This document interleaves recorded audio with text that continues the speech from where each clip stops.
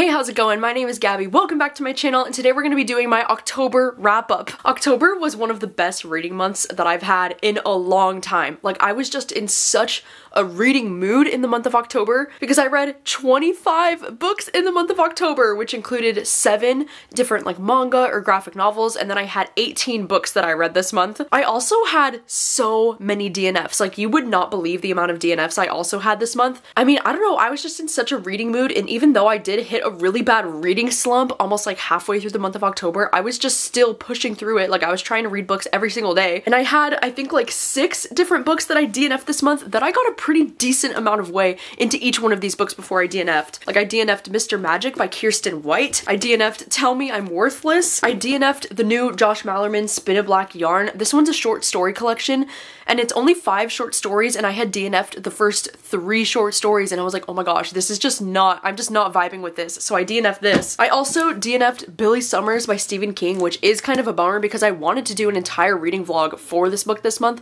but I only got about like 30 pages in before I was like, yeah, I don't really, like, I'm not really feeling this book. I don't really think it's for me. I also ended up DNFing Rouge by Mona Awad, and this one is a bummer because I got at least about like 150 pages into this one before I decided to DNF. I was actually trying to read this one for my, you know, Screaming Color readathon because the color was red, and I just couldn't do it, so I ended up DNFing this one. And then during that readathon, I also DNF'd The Devil of Nanking by Mo Hader, and this is another book that I got 136 pages into this one before I decided to DNF. Because this one sounded really interesting, and I was actually really enjoying the beginning of this book, but then I quickly realized it was heading in a direction that, like, I just didn't, I'm not in the mental space to read something like this right now, heavier and darker than I was expecting it to be, and I was just like, I don't think I can do it right now. I did work on a number of different reading vlogs this month, including a video where I read your horror recommendations. I'm so glad I could make that video happen again this year because I love doing those videos. I also did an entire video where I read books that had like haunted house themes. Also did a random reading vlog that I wasn't really anticipating where I just kind of read a bunch of different anticipated books. I read 5 books in that vlog, like, and it was unplanned. And then I did do a spend a cozy fall day with me kind of vlog where I did end up reading 2 books in that vlog, and then just at the very end of the month of October, I did another spontaneous reading vlog where I read 2 5-star horror books, and one of them even made me cry. I also did make a Patreon exclusive reading vlog this month where I read the new Jordan Peele book, The Out There Screaming, and that was also kind of like a monthly vlog for the month of October as well. And then on my Patreon this month, I also did an entire 1989 album reaction with my sister, so I can have both of those linked down below if you're interested in checking those out. I also hosted my 3rd round of Screaming Color this month, as I just mentioned, and that is a 48-hour long, like weekend-long Patreon exclusive readathon that I do over there. It was a really great month for my Patreon, just saying. I had so much fun doing all of the things for my Patreon this month. Alright, so first we'll start with all of the different manga and the graphic novels that I read this month because there were quite a few, and before you skip ahead because you're like, oh, I'm just not interested in manga, let me tell you about my favorite manga that I read this month, which is PTSD Radio Volume 1, because if you enjoy manga and you haven't read this, then I highly recommend you read this, and if you love horror but you've never really tried manga, I highly recommend you read this, because this was one of the creepiest, scariest manga books that I've ever read, and I've been thinking about this book ever since finishing it. This is the only manga I've ever read that actually kept me up at night. Like, I was thinking about this book right before I went to sleep, and it was like impacting my sleep. Like, I couldn't sleep because I was so freaked out just thinking about this book. And this book, it's hard to even explain, you know, plot-wise what it's even about. There's just something weird that's going on in this town. There's a lot of really creepy things, like the idea of something reaching out and grabbing the back of your hair, or like the idea of these like distorted faces, like something happening to your face. There's just a lot of really creepy things in this book that I just absolutely loved, and the imagery will stick with me forever. Like, there's some truly disturbing shit in this. I heard that the author of this manga series, he actually had to stop writing the series because he felt like the things that he was writing about were actually happening to him in real life.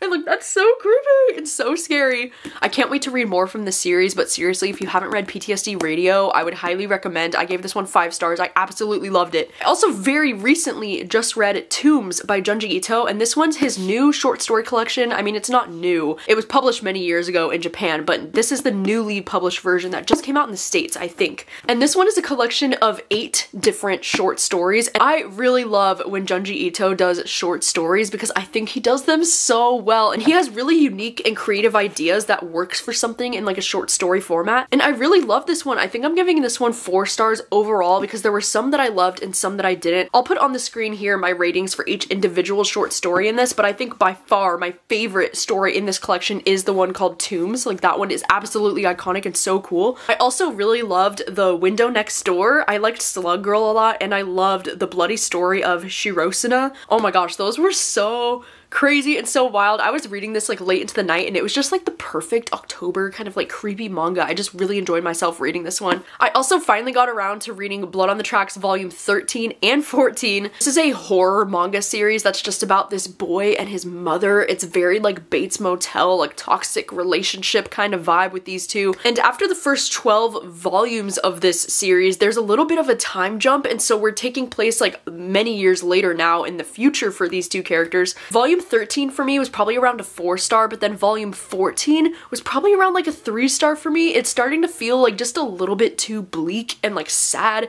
and I feel like I need something more to be happening in the story, but regardless, I'm still going to be reading Blood on the Tracks. It's one of my favorite manga series. I'm really looking forward to seeing where it goes in the future. I also finally got around to reading Sheets, which this is a graphic novel that I've been wanting to read for years. I put it on hold at my library and I was like, this would be the perfect one for October because there's a little ghosty on it. And this one's kind of like a middle grade graphic novel where we're following this 13-year-old girl, and her name is Marjorie, and her family's running this laundromat that is like very quickly going out of business, and her family's just been dealing with a lot of grief with like her mom passing away. This was just so cute and so wholesome. It was a lot more wholesome than I was anticipating. I also do really love the color scheme that was kind of used throughout this graphic novel. Like it was a lot of like purples and blues, but there was a lot of really beautiful like pops of color everywhere throughout it, and I just thought it was so cute. I ended up giving this one 4 stars. I also did read volume 1 of Sasaki and Miyano, and this is a boy love romance that I thought ended up just being okay for me. To be honest, I don't really get the hype with this one. I feel like this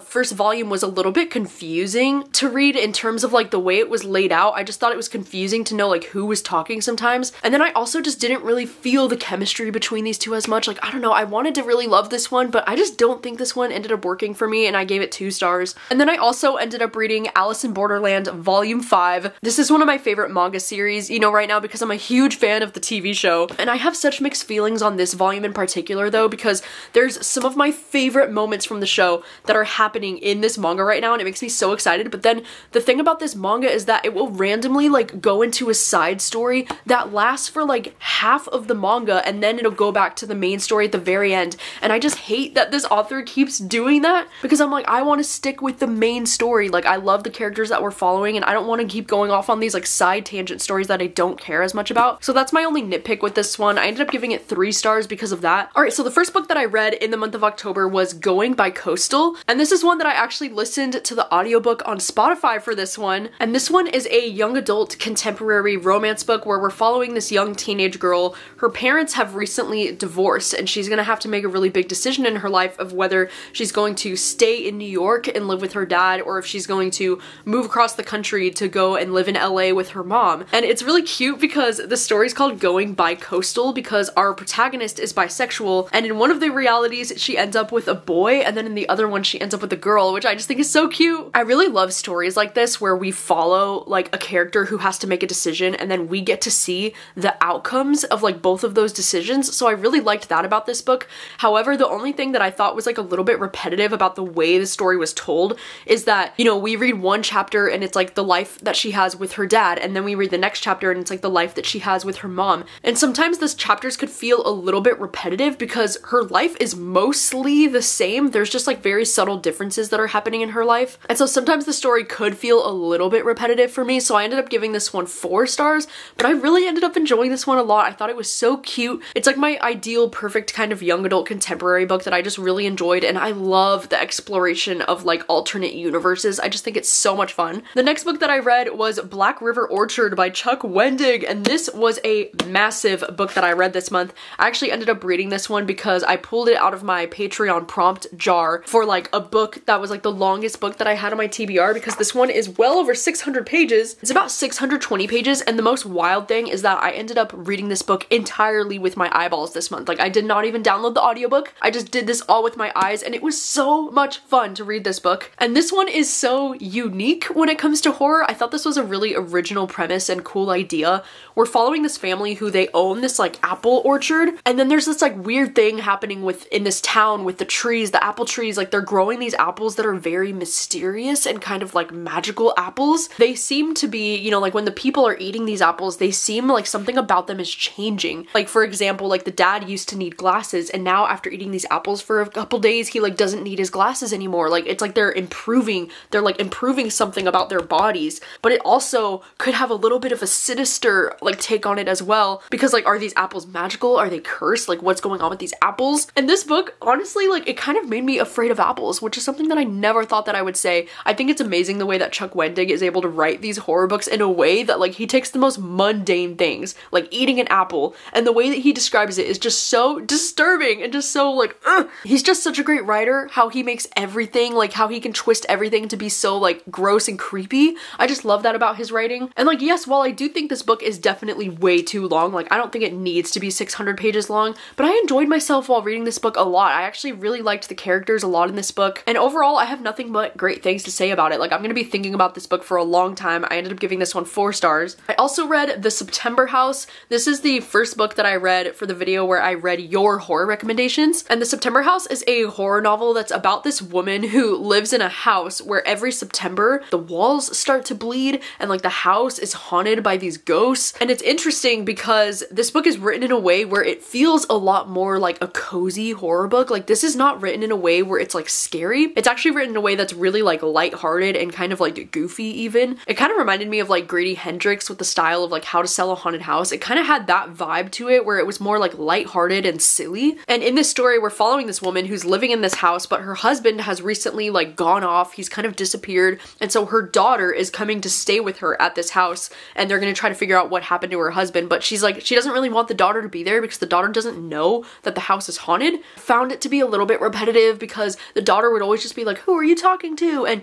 they would just be bickering so much back and forth because the daughter's just like always trying to figure out like what's going on. I don't really know if I'm the kind of audience for this book. Like, I just didn't end up loving this one as much as I wanted to, because I don't really think I'm a huge fan of like cozy, like silly horror books like this, or at least I have to be like very in the mood for it, or there's only a certain style that really works for me, and this one just wasn't really it. I mean, I gave this one 3 stars. I definitely enjoyed some parts of it, and I actually really liked the ending of this book a lot more than I thought I would, but overall this one was just okay. It was about a 3-star for me. And for that horror recommendation video, I also ended up reading Camp Damascus by Chuck Tingle, and in this story we're following this young girl who lives in this very small town and has these very religious parents, and in this world there's this place called Camp Damascus, which is the most effective gay conversion camp that exists in America. And there's a lot of parents who, you know, a lot of religious parents who have sent their children there, and it has worked. Like, something about this place has worked, and like their children aren't gay anymore. And this book was absolutely horrifying, as you can imagine. I think Chuck Tingle did such a great job with the queer representation in this book, and just kind of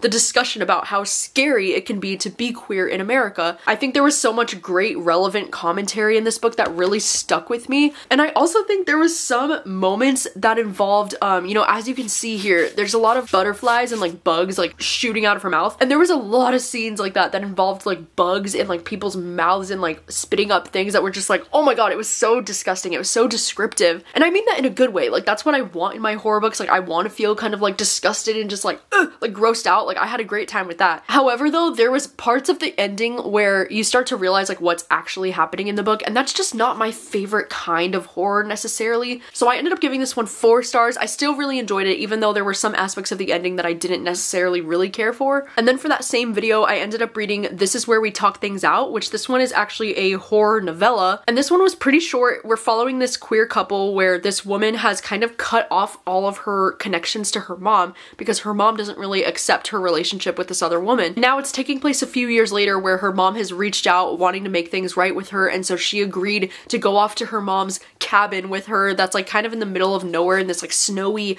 atmosphere. And then, you know, as expected, shit kind of hits the fan and things go very wrong. And this was a really interesting novella. I had a great time. I feel like this is one of the most toxic mother-daughter relationships I've read about in such a long time. Like, this mom is the biggest gaslighter I've ever seen. And it was so difficult to read some of these scenes because it was so frustrating because the mom was just like the absolute worst. I do think the story was a little bit predictable, at least in terms of like where it was going, but I still had a really great time with it because I feel like the characters were really strong. Like, they were so well fleshed out and I could easily visualize everything with like the snowy atmosphere. There were even some like illustrations included in the ebook, which I thought was really cool and unexpected. So I ended up giving this one 3.5 stars. For that same video, I also read Burn the Negative by Josh Winning, which this one was a really cool concept because it involved a like 90s cult classic film where like we're following the protagonist and she was like the young girl that was in that movie originally. But then that movie became a cult classic because everyone in that movie was dying in like really suspicious ways after the movie came out. And it's creepy because these like 8 people that had died from this movie died in like the same exact ways that these people died in the movie. And in the 90s cult classic movie, there was this like character creature thing called the Needle Man who was like responsible for killing these people. And so they always thought that this film was cursed. And now this story is taking place like 20 or 30 years later where we're still following the protagonist who is like the young girl from the original movie. And now our protagonist, she's now a movie journalist and they're going to be flying her out to LA to go and cover the fact that this TV show that's going to be coming out is kind of like a reboot of that original 90s movie. And so they want her to cover it, but like nobody knows that she's the young actress from the original movie. And then all this creepy shit starts happening where they start to wonder if like the Needle Man could actually be a thing or if the film is actually cursed or like what's going on. I think if you enjoy reading books that are, you know, about like the film industry or that take place like behind the scenes of like making movies or anything like that, I think you would really enjoy this. I had a lot of fun with it. I love that in this physical book, there's a lot of like mixed media that's kind of like included in this book. So I would highly recommend reading this one physically instead of going with the audiobook. My only gripe with this one was that the ending got a little bit like cheesy for me. Like, I don't know, I wasn't a huge fan of like the last third of this book, but then I really loved the very end of this book, like the last little epilogue or the last chapter or whatever it was. I absolutely loved that. So overall, I gave this one around 4 stars. And then I read The Handyman Method by Nick Cutter and Andrew F. Sullivan. And Nick Cutter is the author of The Troop, which is like one of my favorite books of all time. So I had some very high expectations going into this one. And this one is about this family who moves into a new home and they start to have all these issues where like there's like cracks in the wall, like there's like weird things going on. They start to think this house might be haunted. I just wasn't the biggest fan of this book. I feel like not only did I not give a fuck or care about any of these characters, and I actually thought they were kind of like annoying to read about, but I also just felt like as a haunted house story, this one just kind of lacked in like the haunted house atmosphere. However, there was one plot twist that I did not see coming in this book that really did surprise me, and I actually kind of like that plot twist a lot, so it definitely improved for me towards the end of this book. But I will warn you, there is a little bit more of the animal abuse stuff in this book that, you know, Nick Cutter can be kind of known for, and especially with the turtles. I don't know what is it with Nick Cutter and turtles, but you know, something like that happened again in this book, and I was just kind of like, oh, okay. Like, to have it in one book is one thing, but to have turtle abuse in 2 different books, like what the fuck? All that I'm remembering about this book since reading it is a lot of complaints, so I don't know, like ratings wise with this one, it's probably gonna be around like a 2.5, maybe 3 star. And then I also read A Haunting on the Hill by Elizabeth Hand. I also read this for the Haunted House vlog, and this one was also such a bummer, and I'm so mad about it because this is one I was so excited about because it actually takes place at the same Hill House from The Haunting of Hill House, you know, that Shirley Jackson wrote. This is like the first novel to return to the actual Hill House that's from Shirley Jackson's book, so I just thought it would be so cool. In this book, we just follow so many characters. I didn't give a fuck about any single one of the characters. They're just going to Hill House to write this play and to work on this play. I also just think this book was lacking in like atmosphere. Like, I don't even feel like this book felt like it took place in Hill House. You know what really is a bummer though about this book not being great is that the audiobook for this one is excellent. Like the audiobook is so cool because they put in all these sound effects. They really like went the extra mile, you know, like there's like the sound of her singing, like when she's like walking down the halls and singing and testing out the echoes in the house. Like there's, you know, the voice of her singing in this audiobook. Like the audiobook itself is freaking fantastic. Like they really went above and beyond to make it a very, you know, awesome experience listening to this. It's just unfortunate that I didn't give a fuck about these characters or the story itself. So I ended up giving this one 2 stars. And then I ended up reading The Stranger Upstairs by Lisa M. Matlin for that same vlog with the haunted house vlog. This one's actually my book troop pick for the month of October. I just finished up the live show with Sid and with Megan, so I'll have the link down below if you missed it. But this one was another one that I found to be a little bit underwhelming, and I think this book is being a little bit mismarketed because this is popping up on every like haunted house horror thing, and it's just not a horror book. Like this is not a horror book in any sense of the word. This is definitely more of like a standard mystery thriller kind of story. But in this book, we're following this woman named Sarah Slade, who is an influencer slash therapist who decides to buy this murder house and renovate it. But then there's all these mysteries that start getting introduced in this book, like what happened to Sarah's younger sister, and like she's hearing footsteps in the attic and she's trying to figure out the history of this home and like what really happened there.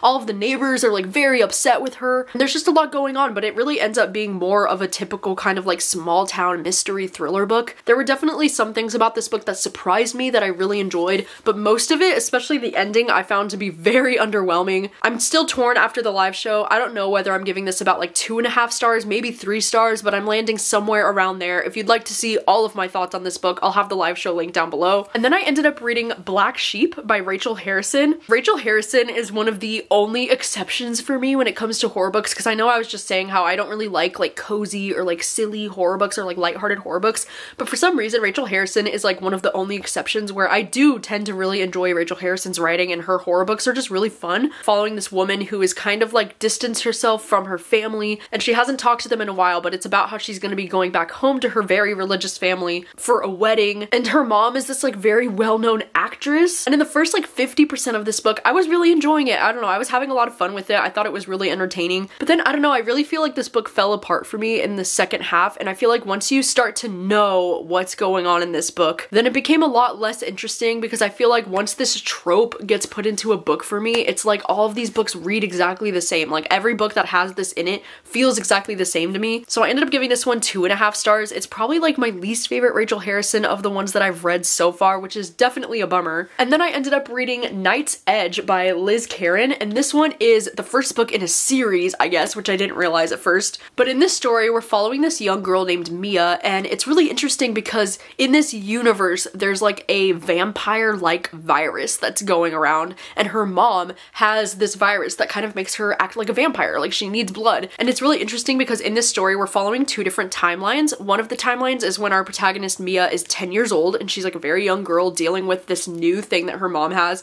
And then in the alternate timeline, it takes place like 13 years later when she's 23 years old. And throughout the story, we kind of follow this like kind of complicated, a little bit toxic mother-daughter relationship as they try to navigate the world with this going on. I'm usually not the biggest fan of like vampire kind of stuff because I tend to get very squeamish when it comes to like scenes of them like drinking blood or like doing anything like that, because I'm just like, ugh, like I find it so disgusting. But I loved this. Like I loved this way more than I thought that I would. I love that this book has like desert vibes. It has like a desert atmosphere. I loved the, you know, very specific and unique details about what it was like to be a vampire in this book. Like I just thought it was so interesting the way that it was described. I mean, this book is definitely more of a slow burn. Like it's such a slow burn. I would say nothing really fucking crazy happens until like the last 40 to 50 pages of the book, but I loved it so much. I love that there's like this sapphic relationship happening in this book between Mia and this girl who's a musician named Jade that she starts to get really into.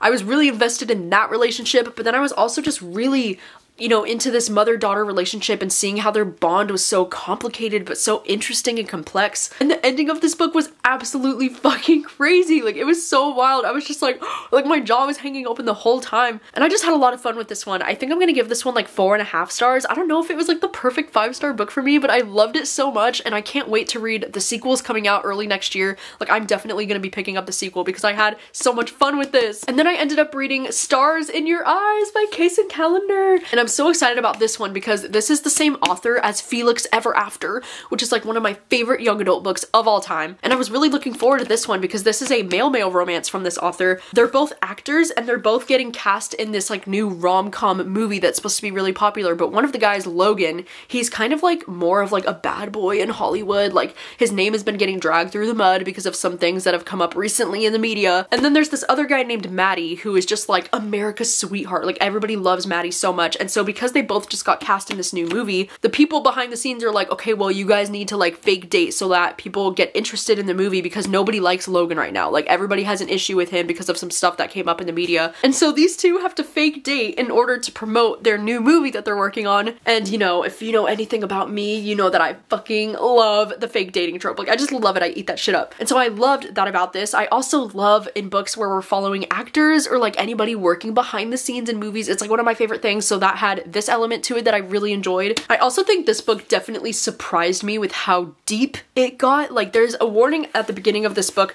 that kind of talks about different trigger warnings: childhood sexual abuse, sexual assault, bullying and harassment online, suicidal thoughts, homophobia and biphobia, and then parental rejection. And that's just the beginning of a list of triggers in this book. Like it was a lot heavier than I was anticipating that it would be, but it also like made it that much more powerful of a romance, and I just really felt their chemistry and their connection. I just felt like it felt very realistic to me. I also love that I thought this audiobook was also freaking fantastic. Like the audiobook was so good because this audiobook was a full cast audiobook because we got narrators for not only the two guys in the, you know, the love interest in the book, but we also got a bunch of different narrators who, there's like a lot of stuff that's included in between the chapters that are like news articles or like fan things, and they had narrators narrating every part of those. And it was really cool because anytime there would be an article, there would be like little typing sounds like on a keyboard on the audiobook, which I just thought was so cute. I also love that this author included like chapters from Archive of Our Own with like fan fiction that people wrote about these two actors. Like it was just so funny because, you know, Archive of Our Own is like the biggest fanfic website. So I just thought it was freaking hilarious that Kaysen Callender included that in here. Like, oh my god, it was so funny. But yeah, I love this. I gave this 5 stars. I loved this romance book so much. It's definitely one of my new favorites of the year. Oh, these two were just so cute and so beautiful, and they just meant everything to me. And I feel like this book also wrapped up in a really like realistic way. I don't know, I just loved everything about this. It was great. I also ended up reading My Roommate is a Vampire by Jenna Levine because this is a romance that I've been so curious about. I just really wanted to read this in the month of October because it has like a vampire in it. And in this story, we're following this girl named Cassie who she's getting evicted from her apartment and she really needs to find somewhere to stay. And her friend finds this place on Craigslist or like on some website where they're only going to be charging like $200 a month for rent to like rent out a room in their place. And she kind of thinks like something might be sketchy about this, so she goes to see it. And you know, the building is nice, but the apartment itself is a little bit creepy because he has all the like windows closed and he's like, I just don't like sunlight. He says he like sleeps during the day and he works at night, and so like there's that. But there's just so many, like, this guy's obviously a vampire, you know? This guy is giving so many red flags and this girl's just like, yeah, like totally, I'll move in. I think the way that this story is told is kind of interesting because we only get Cassie's point of view, but we also do get the guy, like the vampire, we get Frederick's point of view, but only through like text messages that he's sending to his friends. But overall, sadly, this one just didn't end up working out for me the way that I hoped that it would because I was not a huge fan of this guy, Frederick, as the love interest. I mean, for starters, it was really hard to try and imagine him as like not an elderly man because of the way that he talks, you know, because we're talking like this is a vampire who's like centuries old, right? And he still talks like he's centuries old. Also, like the way that he would talk to her, he just had such a like old-fashioned kind of like state of mind about like what women want. And it was just so, oh my god, it just drove me crazy. Like, I just didn't really care for him as a love interest. It was hard for me to ship them together because I just didn't really like him. And then also, like, the ending just got a little bit, like, cheesy and ridiculous, like, a little bit too over the top for me. I don't know. I ended up giving this one 2 stars. And I ended up reading Her Body and Other Parties by Carmen Maria Machado. And I'm so glad that I finally read this one. I've had this one on my TBR for literally forever. I actually read this book as the first thing that I read for my Screaming Color readathon because I wanted to read it because it has the red on the cover. And this one's actually a collection collection of 8 different short stories, and all of these short stories fall into different genres. I mean, it's mostly horror is like the overarching theme, is that horror is included in all of these, but there's definitely some that have this like magical realism or even like science fiction feel to them. I think by far my favorite story was the first one, which is called The Husband's Stitch, and it's about this woman who has this like green ribbon on the back of her neck, and it was just so unique and weird, and I loved it so much. There were definitely some stories that I enjoyed a lot more than others in this collection. Like, I also really enjoyed this one, 8 Bites. I also really liked Mothers, I liked Inventory, and I really liked The Resident, but the rest of them I thought were just okay. I just really liked though how a lot of these short stories were very like feminist, or a lot of them had queer like themes or queer characters in them that I really enjoyed. And so overall, I think I'm giving this one about like a 3.5 out of 5 stars. Another short story collection that I also read this month was Out There Screaming by Jordan Peele. And this one is edited by Jordan Peele, who is a movie director if you don't know. He's directed some of my favorite films of all time, like Get Out, Us, and Nope. And this is a collection which is a black horror anthology that he put together. So Jordan Peele didn't actually write any of the short stories in this collection, but he's edited this book and put this whole thing together. And this book is another one that I have mixed feelings about. I mean, like most short story collections that I read, there will be some that I absolutely love and then some that I just won't really care for. I'll put on the screen again all of the, you know, individual ratings for each short story, but I think definitely some of my top favorites were The Other One, and then I also really liked Origin Story. Like, those were my top 2 favorites for sure. I also really liked The Writer, but overall, I don't know, I found a lot of these to be kind of disappointing. I just have really mixed feelings about this collection overall, and I ended up giving this one 3 stars. I also ended up reading the book Chlorine this month.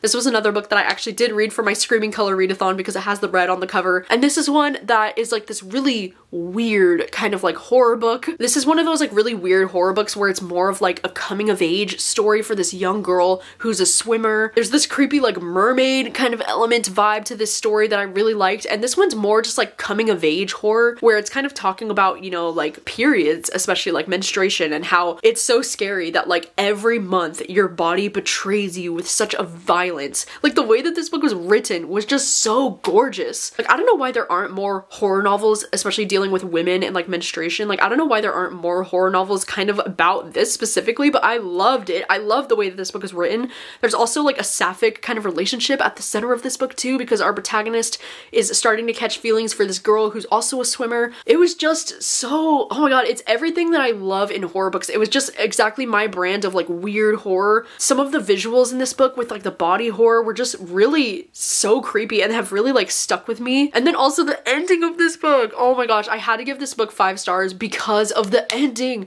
I just love the way that this book ended. It's like exactly the kind of shit that I love in horror books, and I've just been thinking about this book a lot ever since finishing it, but I know this is not the kind of book that's gonna work for everyone. It is definitely very weird. It's very ambiguous. Most of the time you're just kind of like, what the fuck am I reading? Like, what is going on? You don't really know. But I loved it so much. Like, the atmosphere, the vibes, the characters, it was great. I loved it. And then at the end of the month, I also had more books that I ended up loving. If you ended up watching that last vlog that I just posted, then you'll know what I mean, because I read The Nestlings, or no, it's just Nestlings by Nat Cassidy. And this is another horror book that, this is probably like my most anticipated horror book of the year, because when I read that premise, I was just like, hell yes, sign me the fuck up. And this one, it says it's Rosemary's Baby meets Salem's Lot, and we're following this couple named Anna and Reed, and they basically like won the housing lottery in New York, and so they won this apartment that they get to stay there without paying any money. It's very like Lock Every Door vibes for me in that way, like Riley Sager, because it's like they're gonna be living in this really nice apartment in New York City and they're not gonna have to pay rent. Like, what's the catch, you know? They're staying at this new apartment, but the thing is that the apartment is on a very high floor. It's like 19 or 20 floors up or something like that, and you know,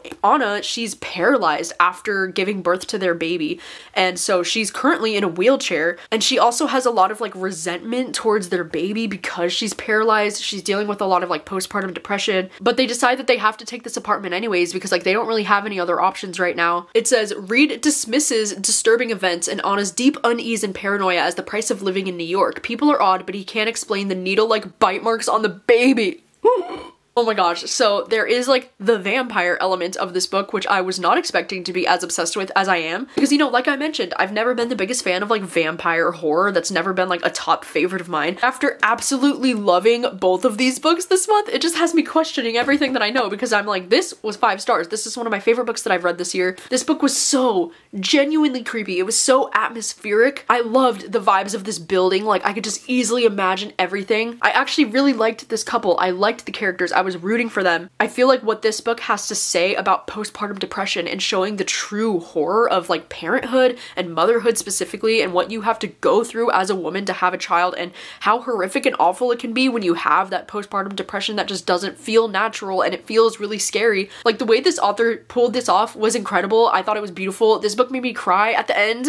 If you saw that vlog, like, I was just bawling my eyes out at the end of this book for what? I don't know. I just thought it was so well done. The author's note at the end of this book especially also hit me and was like part of the reason why I was crying so much. I just thought it was really beautiful. And like, Nat Cassidy just has a way with words. Like, I don't know, I loved this so much. If it sounds at all interesting to you, like if you like Salem's Lot or Rosemary's Baby or anything like that, highly recommend reading this one. And then the last book that I read this month was Natural Beauty by Ling Ling Huang. And this one is a horror novel that I've been so interested in for a long time, because I just keep hearing about this book. And in this story, we're just following this woman who's this musician. She plays the piano, and it's about how she's getting into, like, she's starting to work for this company that's like a beauty obsessed company, and they're a company that really cares about like skincare and looking young forever. And in this story, you know, we're following a protagonist who has parents who are immigrants from China. She talks a lot about how it's so hard to be a child of immigrants, and how at this point, you know, she's really the provider for her family. So she is just doing her best, you know, and she's working at this new place in New York City.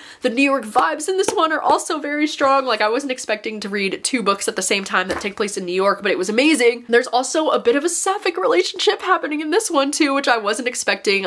There's this woman named Helen, and she's the niece of this company's owner. And so she starts to get involved with Helen, or she starts to feel like she's catching feelings for Helen. Like, she doesn't know, like, could it be more than friendship? Like, she doesn't know. One of my favorite quotes from this book that I feel like really captures the entire vibe of this book is when she said, "Natural beauty doesn't exist here. It's created. Why not ethnicity?" And I thought that was really powerful, and that really captured the vibe of this book. Also, the ending of this book just got absolutely fucking wild, because I feel like this is one of those horror books where it really takes a long time to like build the suspense and to like build the tension. And at least for me in the beginning of this book, I feel like it was a little bit of a slow burn, but then the ending, there were so many things about the ending that I didn't see coming that I was absolutely shocked by. So I really love this one. I think I'm giving this one like 4.5 stars. I don't know if it was like the perfect 5-star for me, but I had such a great time with this. Those are all of the books that I read in the month of October. You know, as I mentioned, it's just been such an incredible reading month for me. I feel like in the month of October especially, I've just really, you know, gotten obsessed with reading again, to the point where I was reading pretty much every day in the month of October. And even though I did hit a reading slump at one point and I ended up DNFing a lot of books, I still think this is one of the best reading months that I've had in a while. Not just in terms of like how much I was able to read, but also in terms of like I found so many new 5-star favorites, and that makes me so happy. So you'll have to let me know, how did the month of October go for you? How many books did you read this month? Did you find any new favorites? And also, if you've read any of the books that I mentioned in this video, then let me know your thoughts on them down below. Thank you so much for watching as always, and I will see you very soon with another video. Bye.